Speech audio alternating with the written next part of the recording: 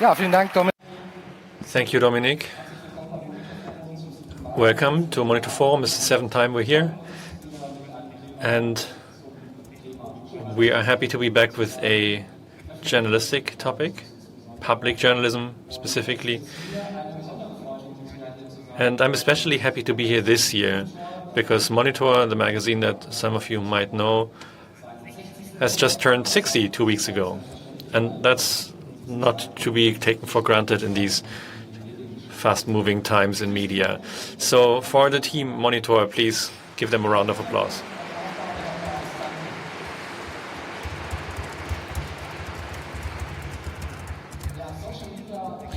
Yeah, social media rules the world.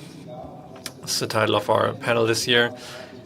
And that's to be taken quite literally, given that with Elon Musk we have one of the tech giants involved in the Trump administration. And not only that, we've seen at the inauguration ceremony, all the big tech leaders were there. And so that's not just a question for us as journalists, but for everybody, for all citizens in democratic societies.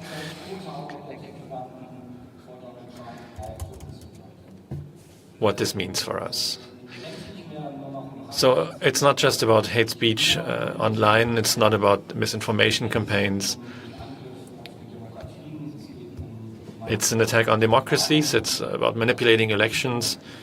And not only in the US, we see the same thing in Europe last autumn, in the Romanian election, for example.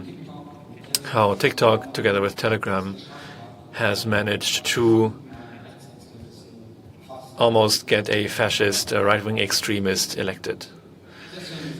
And that's why it's important for us as journalists, especially to think about this.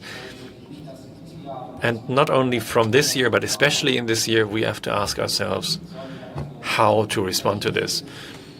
What's the right strategy for us? And there's always three we're discussing also internally. The first one is flood the net with democratic information, to oppose to flood the area with shit. So publish a lot of stuff on our own platforms to reach as many people as possible with fact checks, fighting disinformation. Or the second option, we need more regulation, because the European regulation that's in force since last year, the DSA, might not be as effective as we had hoped. Or maybe will lead to too much censorship. Or the third option that we're probably going to touch upon in detail again, that's not entirely new, but has come up again this year. Do we even need a European public platform that sets their own rules for transparency based on democratic principles? Is that the solution? Is that the answer to this new power of the tech giants? And I'm happy that I can discuss this now with three wonderful women on this panel. I'm happy to have Annika Brockschmidt here, who brings a lot of knowledge about the Trump administration from the US and the politics of the tech moguls. Annika, welcome. I'm happy to have Constanze Kurz here, the public face speaker of Chaos Computer Club, Netzpolitik.org, hacker.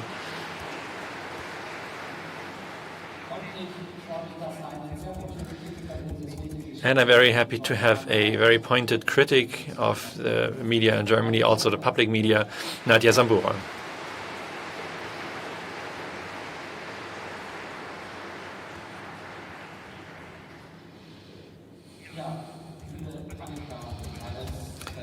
Annika, when Donald Trump has been inaugurated and everybody was there to throw themselves in the dust before them, the tech leaders of big tech business, what went through your mind as somebody who's been following Donald Trump on research level since his first presidency? Well, I think it wasn't very surprising. We've seen in the prior years already that the Silicon Valley bigwigs that have been following the Democrats during the Obama administration And that's also been responded to in kind with the Democratic Party, especially in the last years under Biden. I think there were different reasons that came together here, but they've continued to distance themselves from the Democrats' party, and Biden was significantly stronger pro-union. The pandemic measures didn't like that. And I think Silicon Valley in the general discourse is always kind of labeled as generically liberal, but it actually has reactionary roots. It's always been open on the right towards the right-wing libertarianism, and it was susceptible to what I would call counterculture, as in contrarianism. And I think there was this confluence here together with very hard cash interests, economic interests, combined also with, at least with some of these people, I'm not claiming that the tech bosses were always huge fans of democracy. I don't want to go that far, but there was a specific openness and willingness to very openly, maybe because you're being investigated for antitrust reasons, to openly sympathize with the new administration and show up at the inauguration in force. So from Zuckerberg, Bezos, Musk, we remember Musk's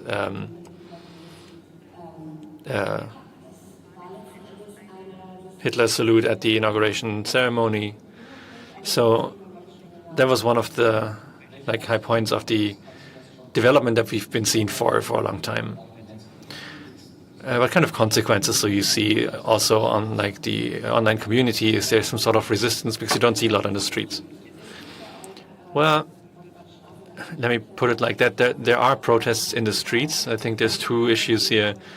One, we just don't see a lot, which is partly due to the decline of local journalism.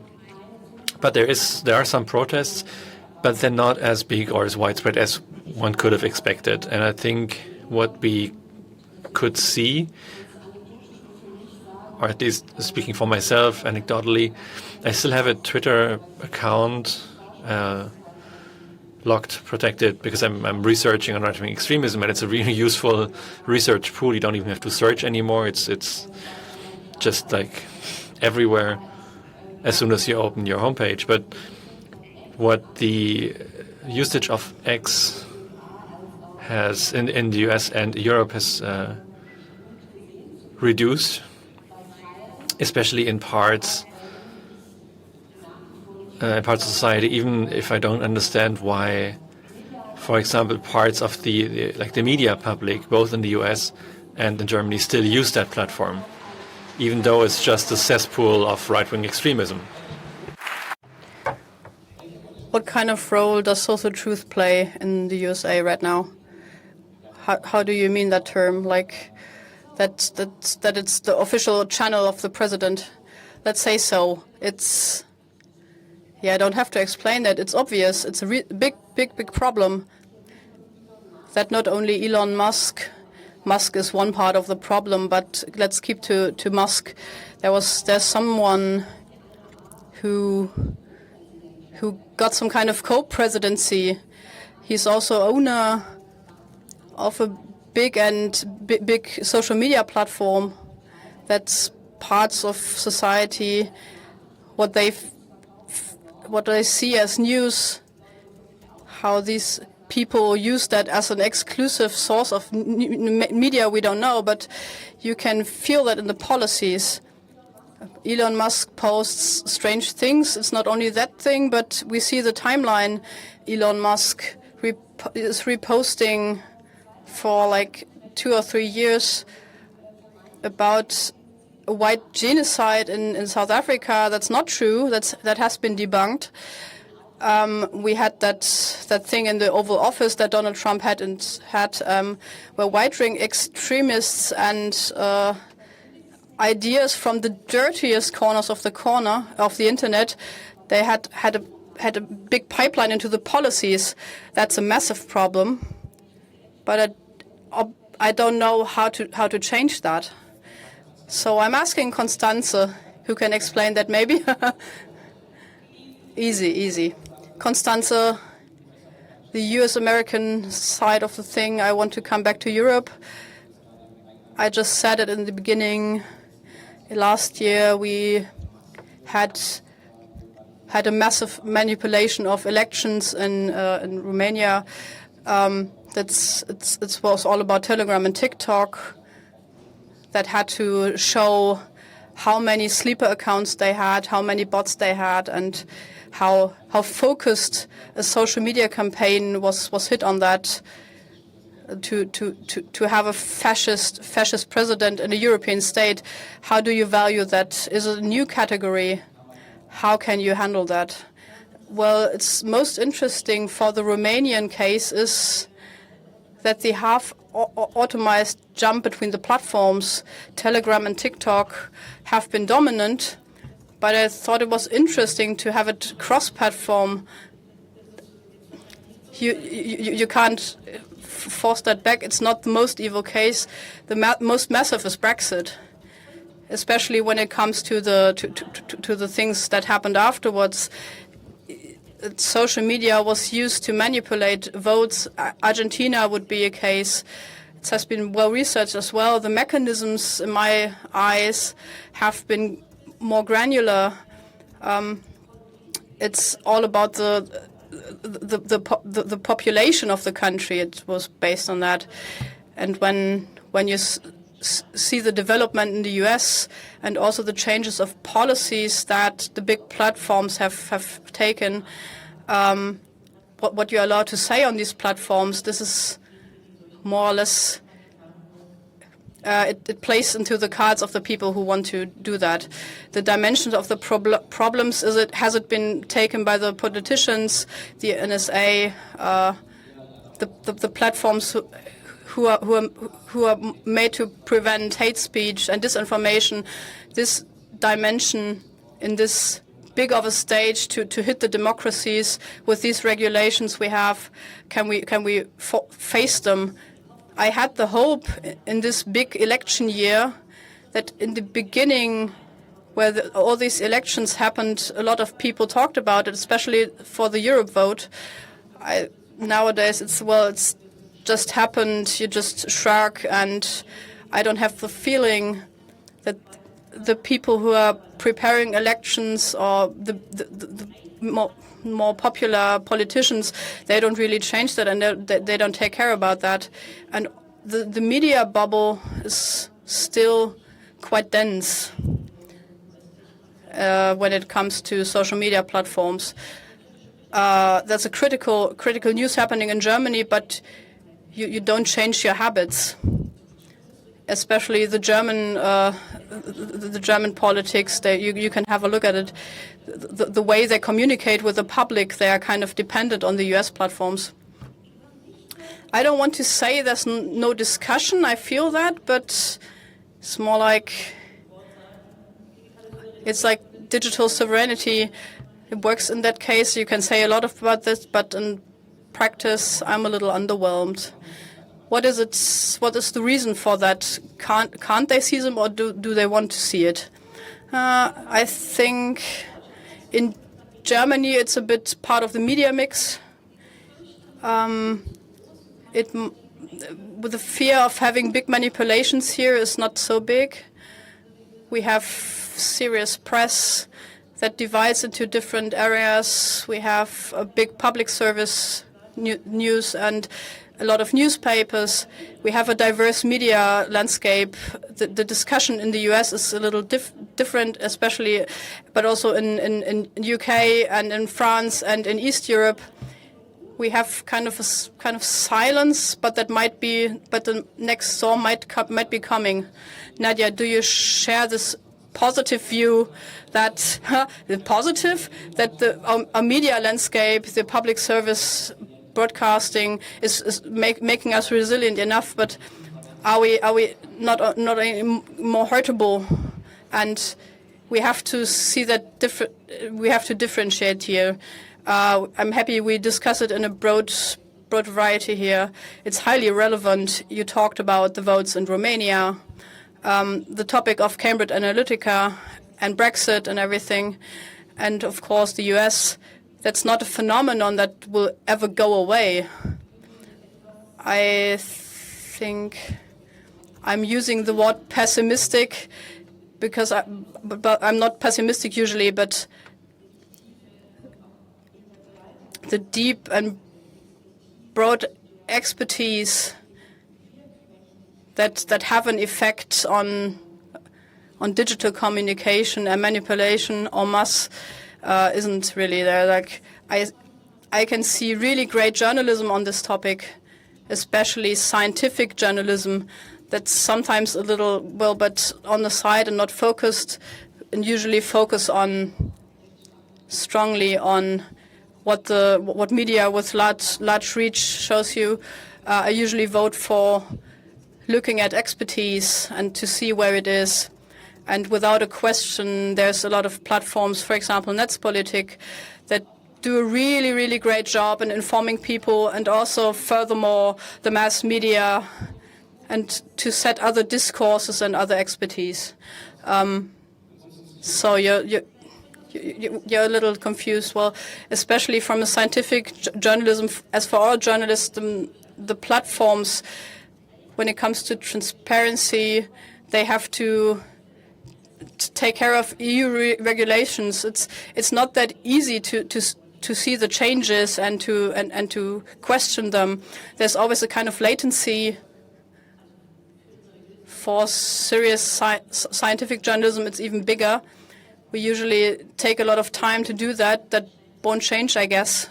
The transparency most platforms promised us before the DSA, it's not even for the image campaigns. They don't pretend to do that.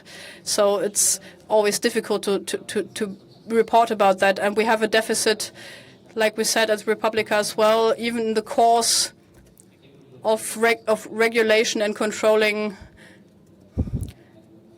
that you can raise your questions. There's a lot of discussions about that. Nadia, again, the question to you: do you have the feeling that the dimensions of the problem behind the scientific research, especially in the public service broadcasting, is that actually reaching the deciders, the dimensions of the stuff that's happening on social media when it comes to campaigns and also right-wing stuff, is that seen as a problem? The campaignability, I can say something about. From the perspective of media houses and brands themselves can suffer from these. It's important to have some kind of own perception of the truth. What do I mean with that? A few days ago, I sat together with someone from the NDR, and they see a lot of campaigns on public service content, and it's really interesting because by that you can communicate that the awareness and also the personal resources of people you have to build up. It's slightly different because it's on internal processes, but it can prepare yourself for knowledge internally. The importance of the topic itself and the big problem for the democracy hasn't reached the open public.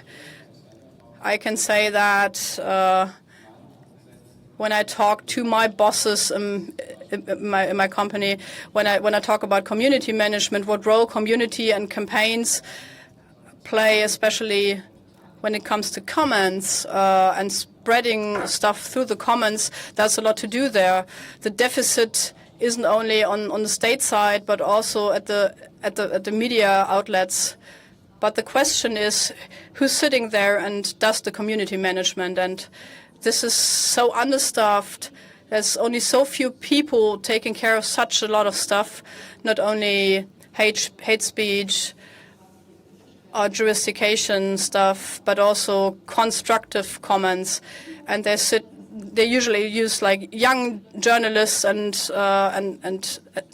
they don't have the expertise about all these topics in social media, and they have to handle that. And the people are in charge to create this fear if they want to use these platforms to support democracy and not to destroy it. Annika, we come back to.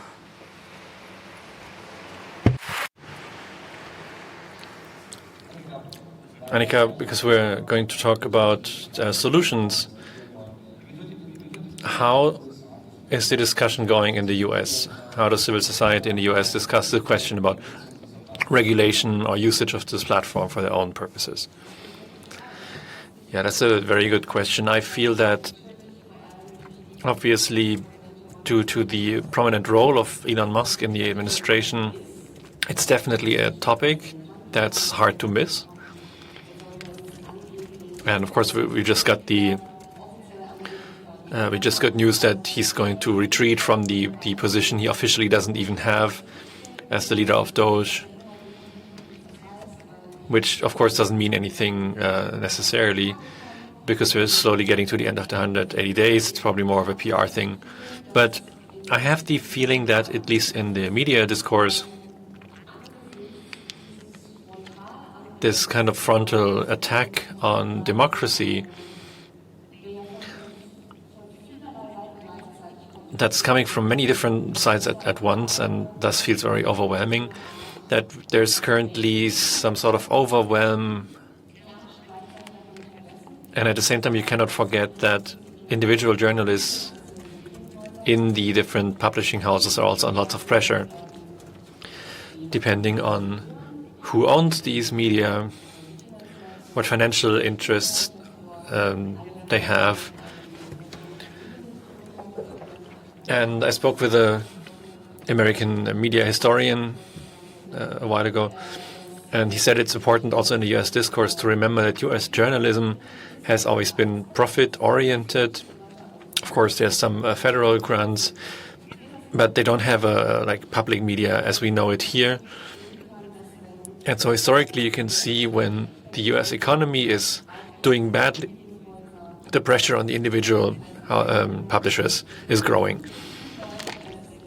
So when it's going economically well, then there's not so much pressure on media reporting, because they still generate a profit. And what we see now, and I think it's also important when we look at that of course the media also sets the topics of discourse.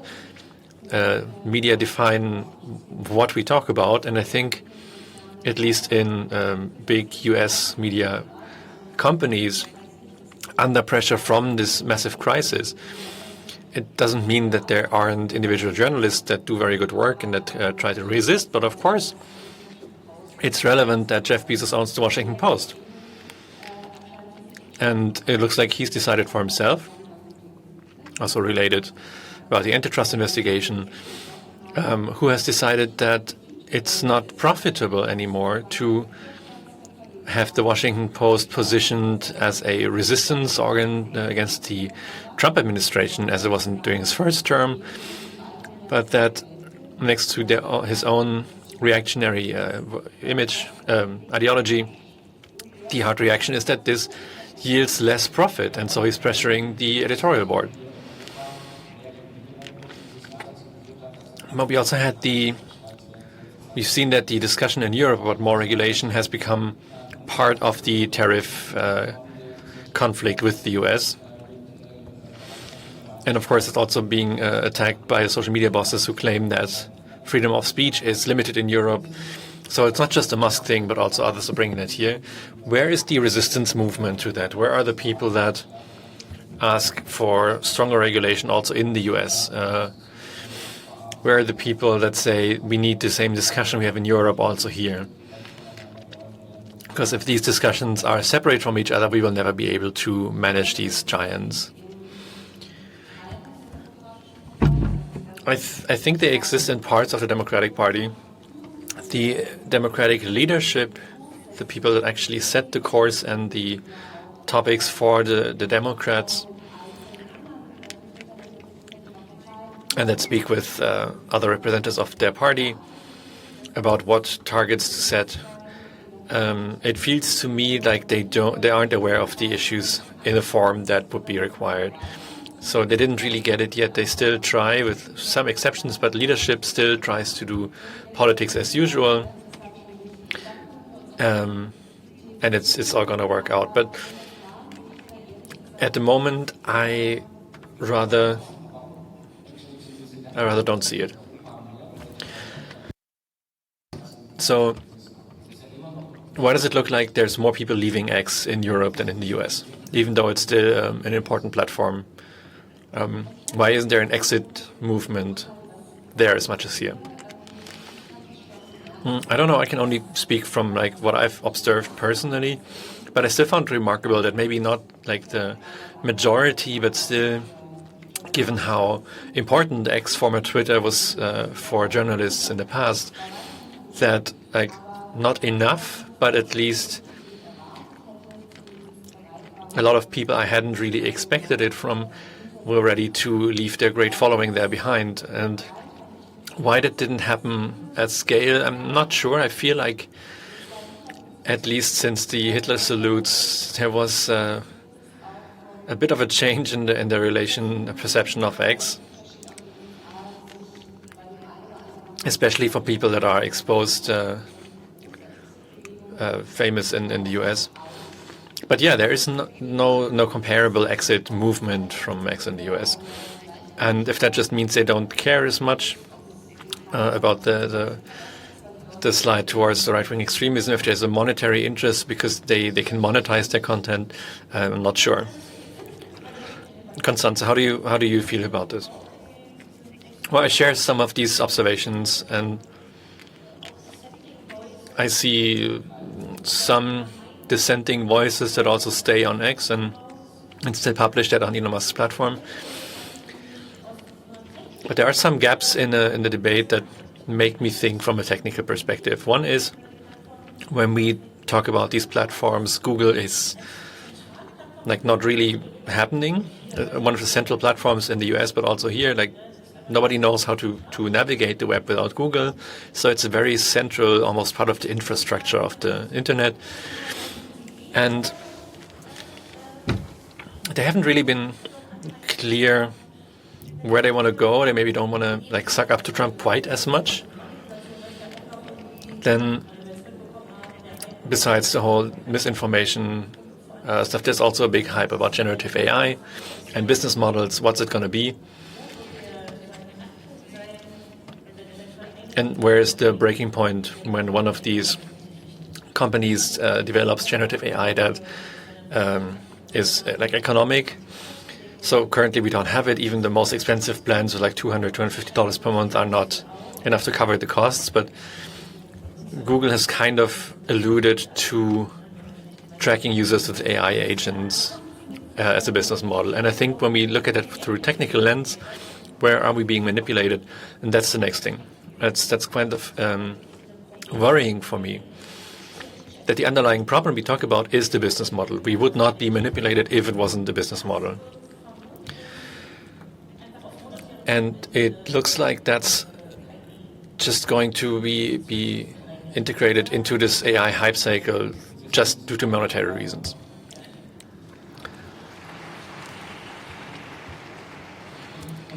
And we are in agreement that the regulation that we have is not enough by far to rule that, to rein that in.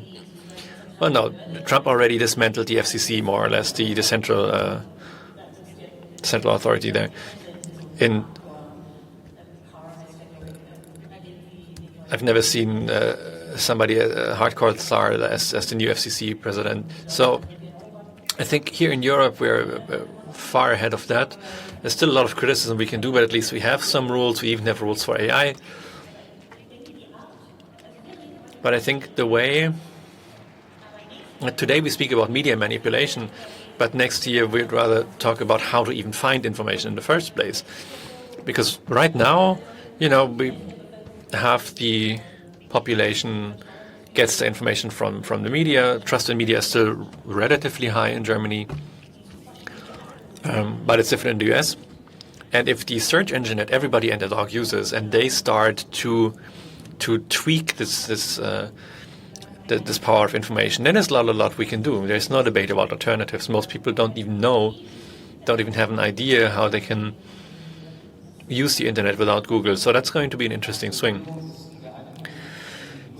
So regulation is one point. How to use is the other point. Nadia, there's these 2 points we talk about also in public media. Should we use third-party platforms flooded with democratic content and hope that the algorithms don't punish them, or try to create an own public platform as a business model in Europe, or both? I think it's being put as too much of a binary. It's either one or the other. But there are platforms that aren't following the structures of X or Instagram. If you look at Mastodon, for example, so maybe, why aren't all, for example, public media mandated to publish their content on these kinds of platforms? I think that would be a good first step. If you take the idea of the commons seriously, and the knowledge commons, that you publish it on platforms that aren't monetized or monetizable. So everybody here is clapping for Mastodon, but the point is, if you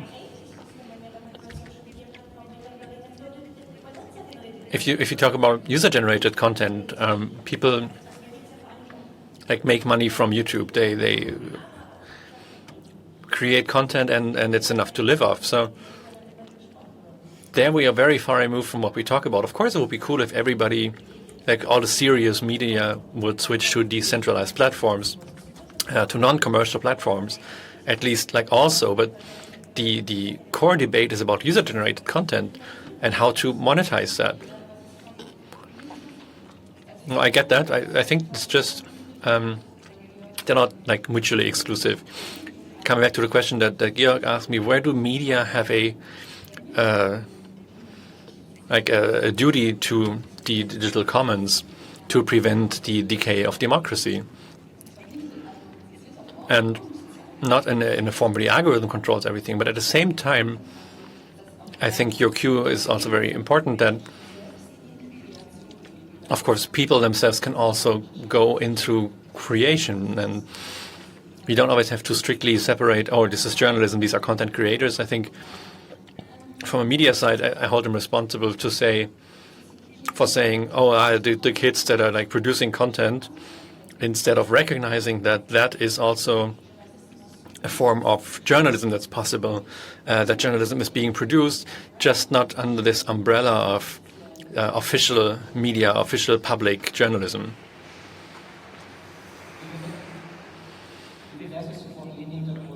Given that background, how do you feel about the strategies of ARD and ZDF, the German public broadcasters, especially in the Mediatheken, where they can offer the recordings? So you think that's a valid counter offer? Okay, how do I answer that as neutral as possible? So I'm not responsible for that. So speak your mind. The media libraries, I think it's a bit nostalgic for me. It's a bit of a 90s look and feel. And I don't see that changing. I think the big issue is not the design, that's not very modern, but also that there's no interaction possible. And that's what people in their human condition as curious humans that need knowledge to navigate a complex world, that they want to talk to each other, that they don't just want to receive, consume knowledge. And that's completely missing in that idea. The platform is just the old broadcaster receiver logic. And we had this discussion 2017, 2018, do we need a public broadcasting platform? Yeah, and I very consciously say a European platform. We're not talking about just ARD and ZDF, we're talking about the European Broadcasters Union. And there's a lot of money to potentially build something like that. Also just with the German broadcasting contributions. And there's a bit of a renaissance now to think about these things. Do you believe that a public broadcasters media platform could be successful to complement the media library offerings, or are we just way too late with everything?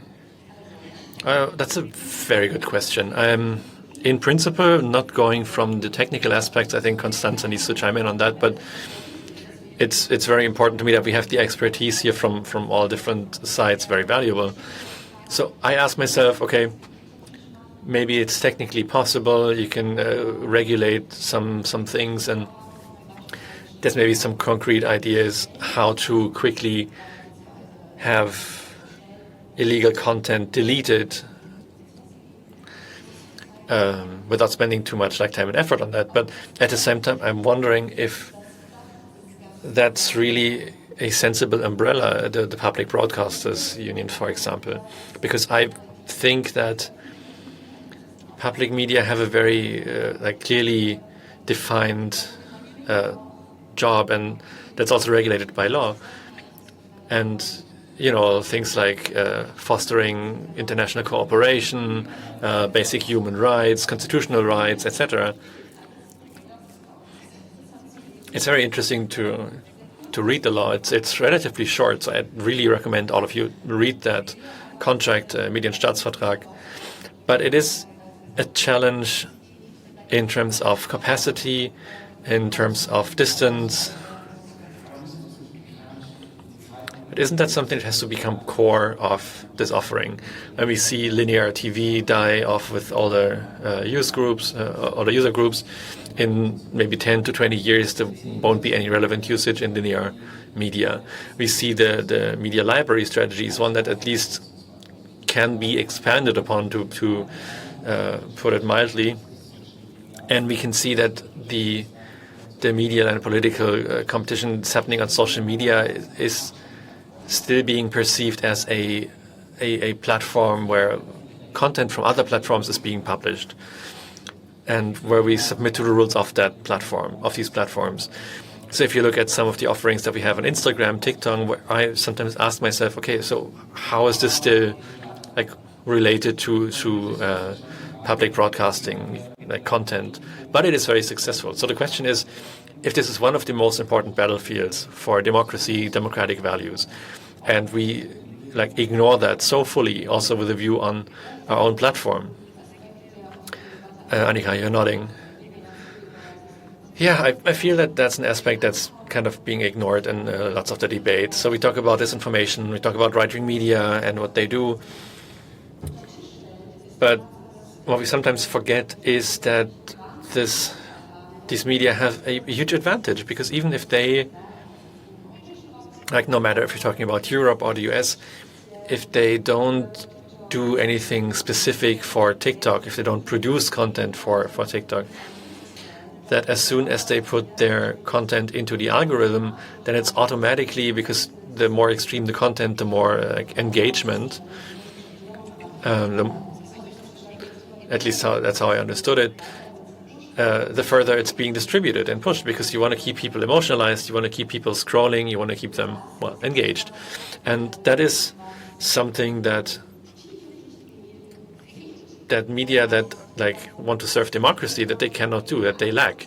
It's not something that we have to fight, not only something we have to get up against, but where we need our own instrument that the others already have in their toolbox. And I think that's an important thought. I don't know what that could look like technically, but I feel that aside from the fact that many of the large social media platforms,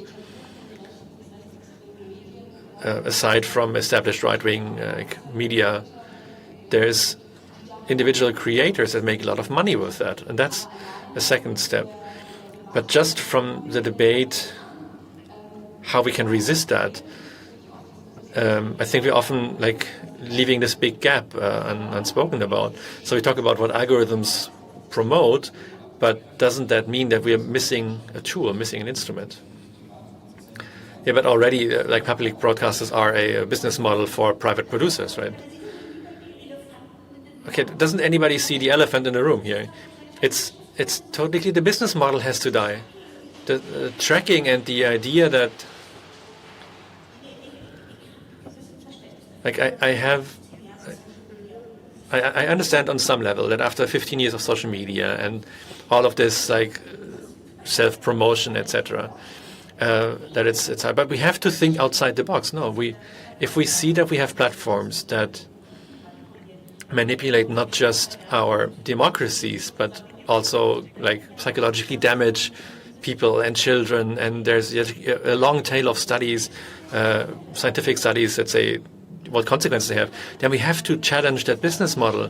The EU has started with the very few first careful steps, but the demand clearly has to be that business models based on tracking have to go away. It's so self-evident for me that I cannot understand why people are kind of sitting in this powerless seat and saying, "Oh, but this is just the way it is." It doesn't have to be like this, and that also means that everybody, not just like public broadcasts, but also universities and researchers, have to distance themselves from these commercial platforms and create the infrastructure for that. What is not, what doesn't like run non-commercial. We have the platforms, we have the protocols. We just have to do it, and I don't understand why the idea that, oh, we can somehow live without tracking, without this business model, seems to be unthinkable. It's like nobody demands that politically. We have some parties that even have it in their program, and still it's not self-evident that even in the EU we talk about a naturally tracking-free future. So I don't get it. It's something we need to demand, and I don't understand.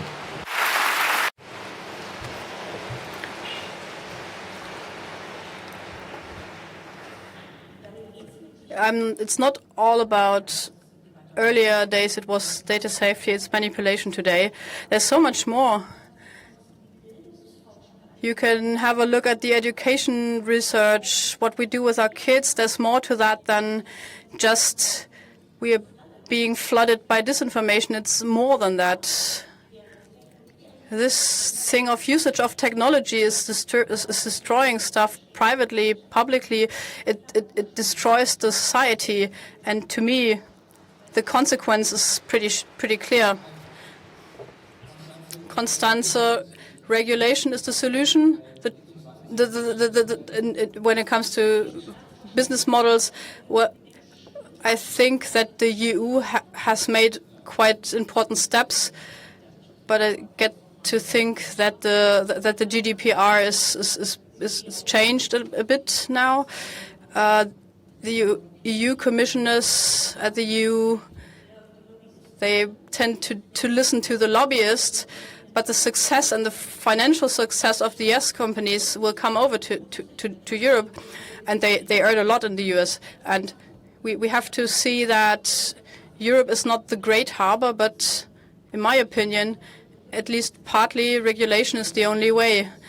Business models is one thing, the tracking model, destroying it is a different thing, but what content do we deliver as journalists for what platform, for whatever platform? What's your feeling? What's your stance, Nadia?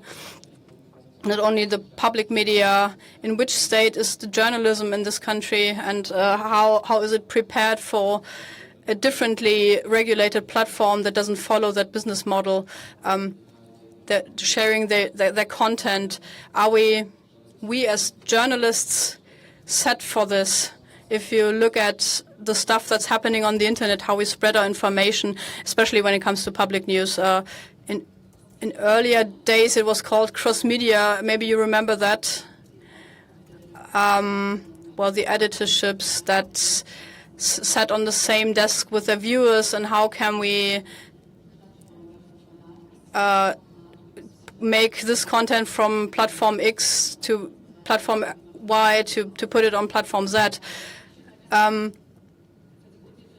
You can't just do it one by all. Let's ask a different way. We all started with Facebook. We went to Instagram. What? Maybe you did. Yes. You did much earlier. I'm talking about reach, and we were taken by that. and now we're using TikTok. And if I mean us, I'm talking about public media, in which each new platform,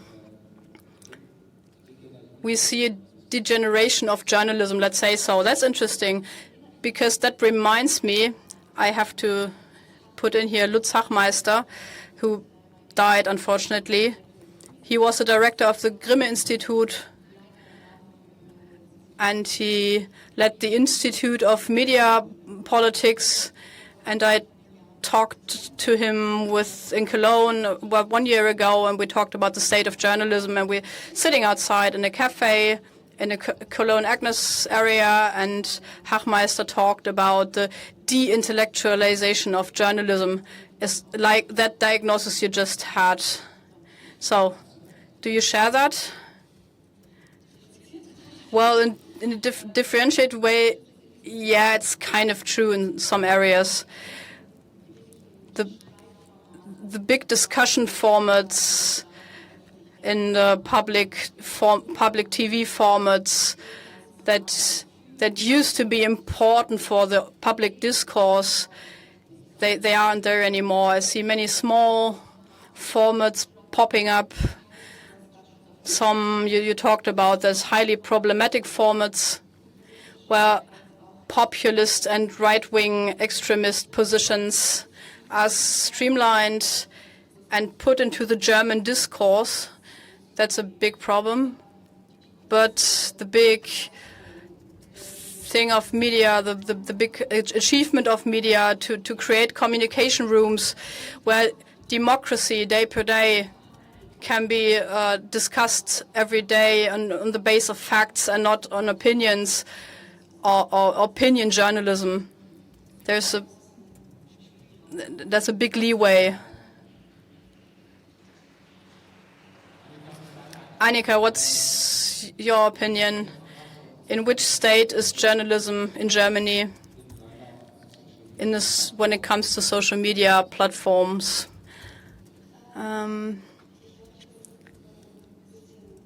I think I would take it in a broader way that also hits social media. In many situations I see, for example, if you talk about TV, but not only about that, there's a problem with formats. We talk about both sidism, that on the framework of a misunderstood situation, we have to focus on all opinions, and we have put it on the table. But the job would be to deliver a context, to say, yeah, these are the opinions, but these are the facts, to weigh that. Thanks. I think like 1 month, 2 months ago, there was an article. I want to hit the authors of that. It was so massive that there is an article on Tagesschau on social media, and then how we should handle the AfD, how we exclude them. I think there was like one week before excluding them. And there was an article, there was a big headline, exclude AfD, and there were two positions of, yes, 2 scientists. One is still practicing and the other one is not anymore doing it. And they said, okay, one said, well, the studies are right. We have to exclude them, and it works, but only in the short term. But how does it work in the long term? Yeah, but that just makes them kind of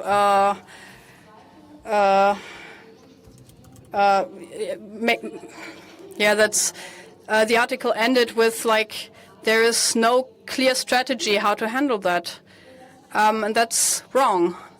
Like I said, it's in total, it's a problem I can see, and that also draws down on the content that is shared on social media. There's one example where that has been criticized. I'm really happy that that is actually happening through that swamp. the reality that in the last months we had this decision makers, for example, the bosses of the broadcasting stations. Well, that I added that. Well, when it comes to the election results, we have to make these positions happen. This is also part of the basic problem, and also a deeper problem that we have to face. I'm on a completely I have a completely different opinion on that. We have 10 minutes, and we can discuss here. And I'd be happy if there are requests from the audience. I can barely see that, but there's colleagues running around with microphones. Yeah, here's one, here's the second. Hi, I'm Franny. I want to make a suggestion. I have heard so much about the guys up there are doing here on Republica. There's so many people from up there, and we're sitting down here and we're listening. This format on the panel, it's really old, and in this panel, it's explained how old AED and ZDF are. Let's do something else and start new, so we don't need it anymore. Okay, yeah, that's a statement.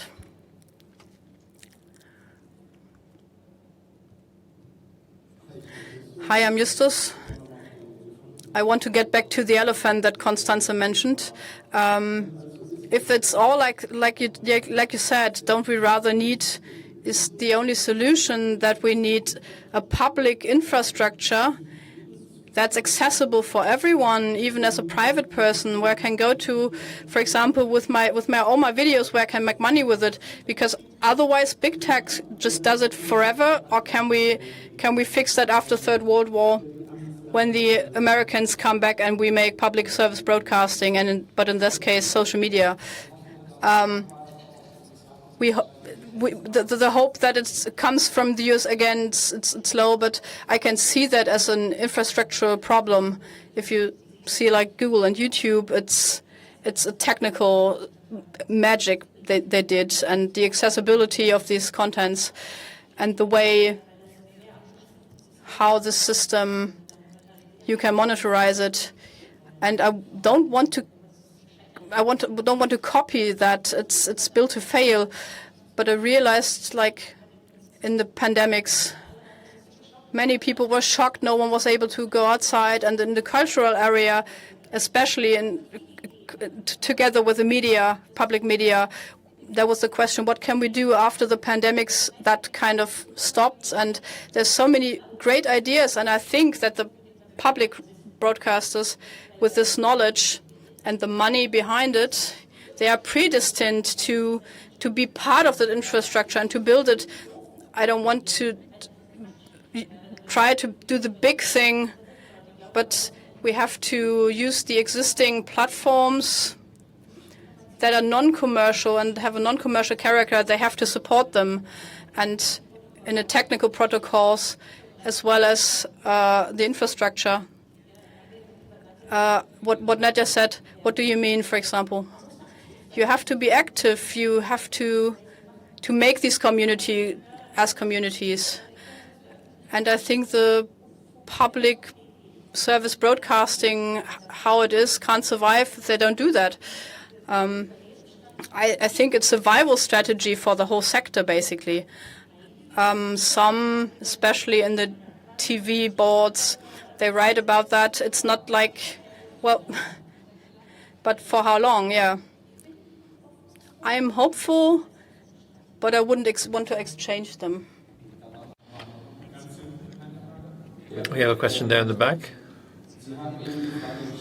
Yeah, so you asked the question if we have the necessary journalist skills to be prepared for such a platform. A term that I didn't hear, I'm a volunteer at WDR. The network effects. I feel that a lot of the reasons why people jump between platforms is not so far between, not as much due to technological advances, but it's about platforms that have more users, have much more power.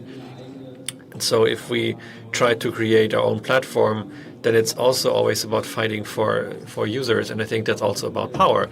So a new platform can only develop if we fight that fight. I think it's the result of a battle for users, and has to be a measured decision if we want to fight that fight. The other thing that I've noticed is, you said, oh, we should decentralize, we should go to Mastodon. I think looking that we have also private broadcasters, I find it a bit problematic that some journalists have to make money for themselves. So I think it's very problematic to say, okay, all of us, we have to go to Mastodon. There needs to be some sort of business model that we need to think for that as well, that takes everybody along. What do you say to that? Yeah, good point. I have only focused on the broadcasters with their fixed structure. Speaking about monetizing journalistic content, there's another discussion we had afterward. And in a sort of public or commons-oriented construct, that would be thinkable. And that's also why I emphasize that. There's great journalism by journalists, also non-journalists. And I think it's very important that we consider a monetization strategy there as well. So there is an asymmetry here. When Georg makes a cool video that potentially could go viral, and that's on Instagram, then there are no links. It's a shut platform. And the advantage of decentralized platforms is that it's all about going outside, about linking outside. And that's also about monetizing. So it's open. It's also technically open if you look at the protocols. So if you put the content onto a free non-commercial platform, that doesn't prevent it from also being going viral on other commercial platforms. So it's asymmetric, and I want to include that thought because I can understand why you want to go to the large platforms, but it's bidirectional. It goes both ways. Okay, one question here in the front. Somebody asked about the elephant in the room, and which is Mastodon. Just as a side note, when we talk about platforms, then it's a universe, for example, like the Fediverse. And if you talk about commercialization, there was something like Flatter, for example. And with an over-the-top on Mastodon, I could use Flatter to maybe solve this commercial problem if you want it, with micropayments. And so the question is, does there have to be one platform, or should there be a universe of systems? And I think this collective approach is maybe better to not reduce it to one monopolistic thing. So I just have to speak for the freelancers, freelance journalists, that also often have to spend their own money until whatever they do is finished, is produced. And so the question is if a form of post-payment even allows for quality journalism in this environment. So you have to think about how we can maybe fit that in the form of Flatter or something to kind of get a pre-economic consideration. Two short questions. We have to close up here. So, quick question, two parts. How do you feel about the initiative Save Social? That has a slot here as well. That has some demands about public interest platforms, want to strengthen platforms like Mastodon. And you on stage, do you have any recommendations for action for the media bubble here in this room that's so interested in this topic, so we don't remain in this apathy and this question between deregulation and building a platform? Okay, so short question, complicated answer.